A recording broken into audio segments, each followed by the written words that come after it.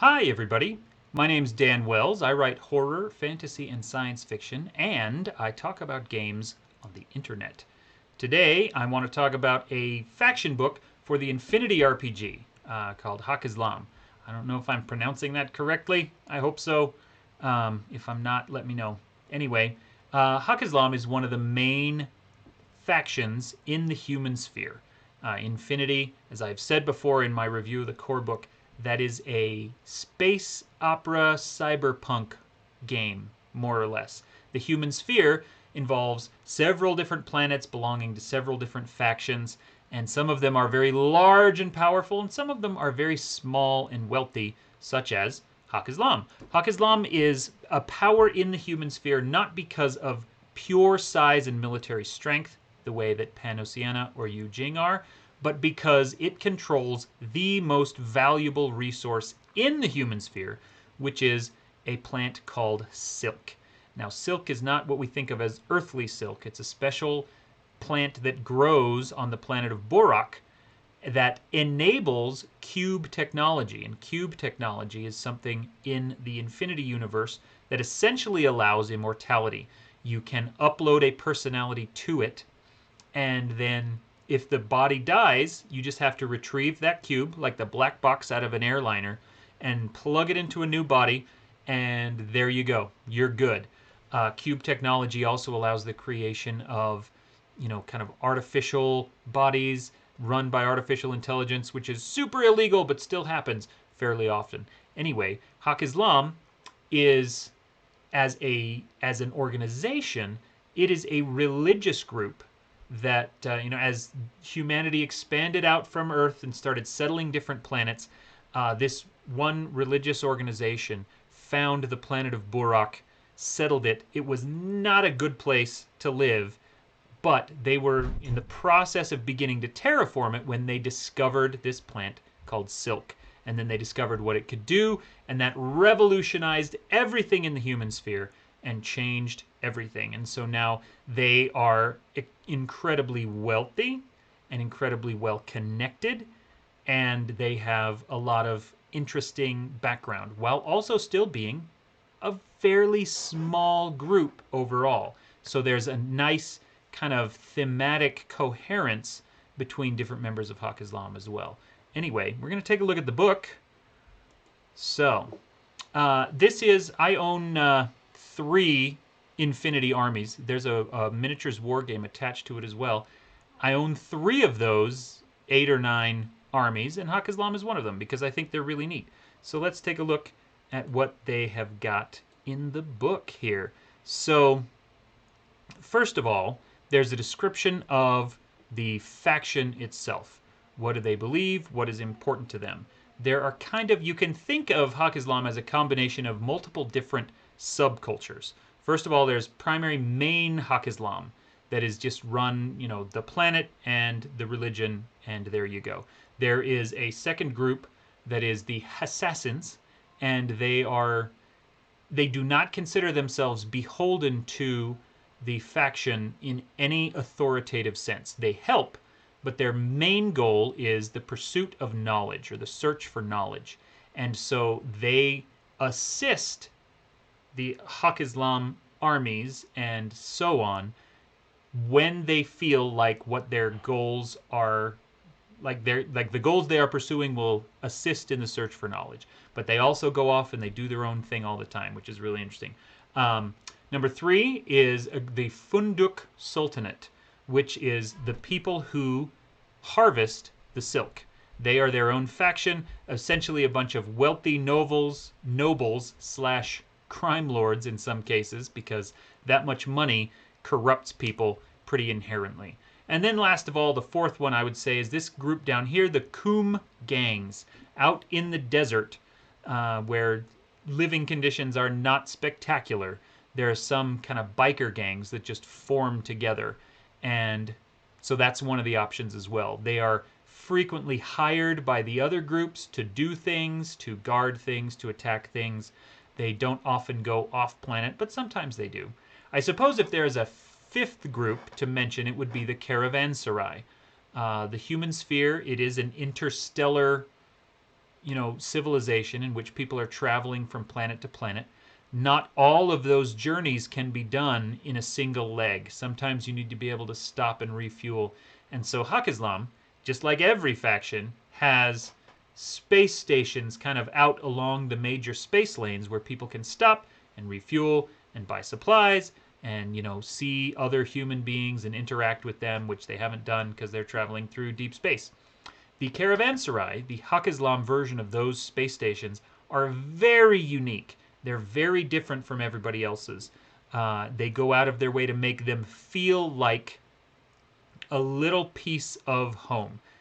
And so walking around in them, it's a space station, but there will be open fountains, or all the floors and walls will be covered with rugs. And so it feels more like you are really on Burak instead of just out in a space station. And it's a really interesting little thing that they do. Anyway, that's chapter 1 that talks about them and all the different guilds and factions within Haqqislam. Chapter 2 talks about Burak itself, the planet. The planet is being terraformed very heavily, and so part of the mindset of the Haqqislam characters is that they are looking forward to this future. They are investing now in a paradise that they might not see for a few hundred years, but that their descendants will absolutely get to enjoy once the planet Burak is fully converted from a desert wasteland into this beautiful, wonderful, paradisical thing. And so we get a lot into that. There's maps and there's different descriptions of the planet and all kinds of stuff. It's a really neat. They go into a lot of detail with all of their world building. Here's a chapter on the caravanserai that I talked about already and what those are like. The chapter about the caravanserai also goes into the corsairs, or rather, I guess it's another chapter, but they're very connected. The nations, the factions in the human sphere, don't like piracy, but they use mercenaries a lot. And so what Haqqislam has done, because they are relatively small, militarily speaking, is that they rely very heavily on people who used to be pirates and might, in some circumstances, be classified as pirates. But here we're referring to them just as mercenaries because of some very thin legal loopholes that the faction has found and is employing. And so there's a huge section on what those corsairs are like, how they operate, what is it like to play them. One thing that I love about this chapter is that it brings in some of the carousing rules from the Conan RPG, which is the same company and the same game system, but applied now, instead of to Conan fantasy, to this space opera cyberpunk thing. How do you gamble? How do you hunt for rumors? What do you do when you're a space pirate between jobs hanging out on one of these caravanserais?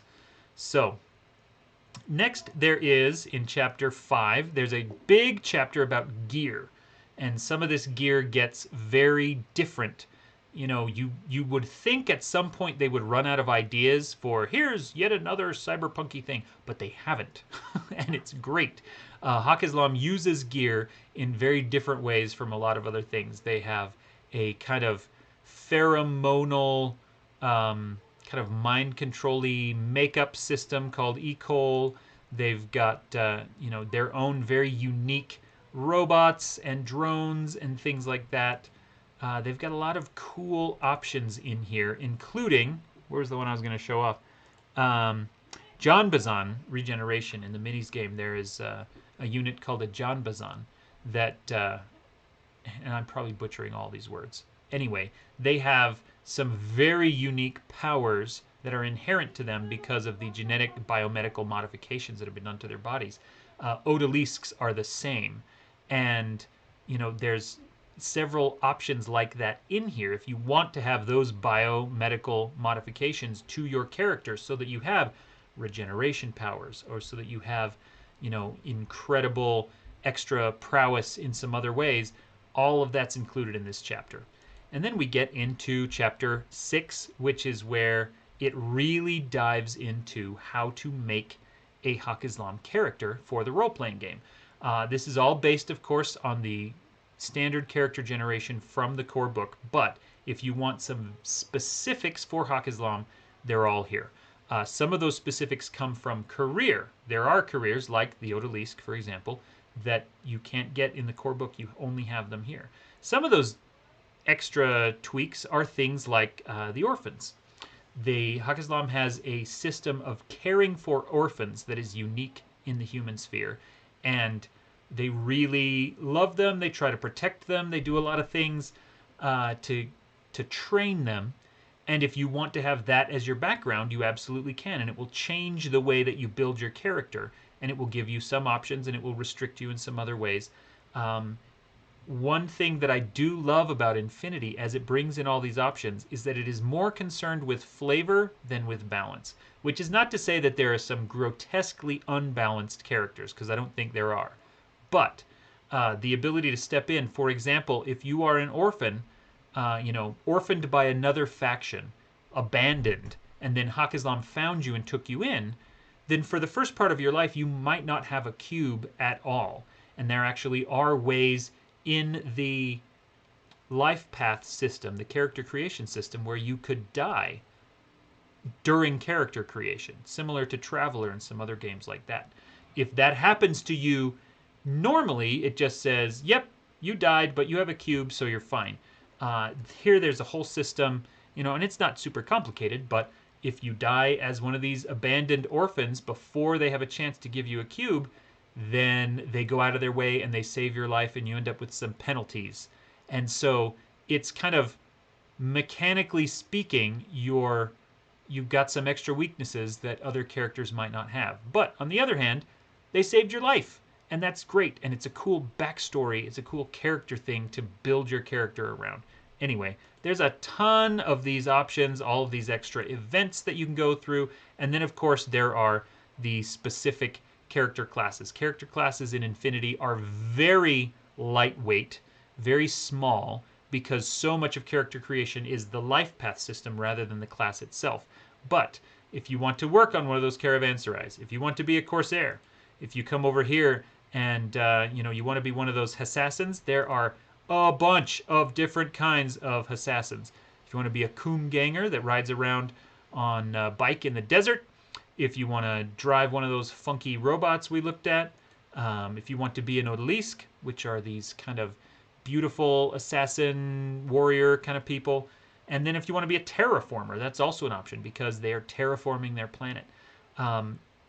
Another thing I love about Infinity is that all of these different kinds of characters, someone who is specialized in combat and is incredibly good at it, can be in the same party as someone who's just a super smart scientist who knows how to turn, barren planets into beautiful ones.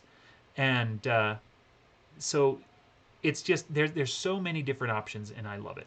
Anyway, final chapter goes into, well, I guess it's not the final chapter. It's just part of the same character creation chapter. It gives an overview of the Haqqislam religion, which is based on real Islam, but without actually being real Islam. And you have to decide for yourself as players and as groups how much of that you are comfortable including in your game. Then it has chapter 7, which is a bunch of people you can fight or interact with. If you're going to run up against one of those assassins, well, here's all the stats. And like I said, there's a bunch of different kinds of assassins. There are also some super soldiers like that John Bazan that I said. Full rules for interacting with them. Lots and lots and lots of all of these different NPC stat lines, so you can include them in your game. There's also, of course, as there always are in these books, kind of named personas, not just random archetypes, but Tariq Mansouri is an actual person in the game, Layla Sharif, and it includes their minis, so you can see their cool minis. And then these are two of those biker gang people. There's a lot of neat stuff going on in here. Anyway, I love Haqqislam a lot. I think it's a really cool faction. One of my favorite factions, like I said, one of the ones that I actually own a bunch of minis for. The game is great. This is a really great faction book that goes into a lot of detail about what Silk is, how Silk works, how being a Haqqislam character is different from being any other kind of character from any of the other factions, which is, of course, at the end of the day, what makes these books so valuable. So, if you are playing Infinity and you want to be a character from Haqqislam, this book is a no-brainer. You should absolutely pick it up. If you're just playing Infinity and you want all the extra information, this book is overflowing with great information about the setting and the world and the people and the culture, and I think it's a great one to pick up. So anyway, thanks for watching. Hope you enjoyed this time as much as I enjoyed spending it with you. Anyway, I will see you next week. I hope you have a wonderful weekend. I hope you play lots of games. And if you want to, take a chance, check out my Twitch channel, Typecast RPG, where I am GMing a campaign for a bunch of other fantasy and science fiction authors. Anyway, goodbye. I will see you later.